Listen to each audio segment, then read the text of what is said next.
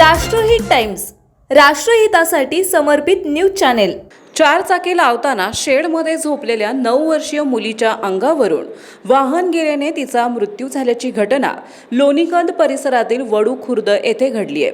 मोराबी रसूलसाब बळगीर असे मृत्यू झालेल्या मुलीचं नाव आहे। याबाबत लालसाहेब मोहम्मद साब कालेगार यांनी तक्रार दिली असून त्यानुसार चारचाकी चालक भरत रमेश नेहेते यांच्या विरुद्ध लोणीकंद ठाण्यात गुन्हा दाखल झाला आहे। पोलिसांच्या माहितीनुसार मोराबी हिचे आई वडील मजूर आहेत। वडू खुर्द येथील एका इमारतीचे बांधकामावर ते काम करतात।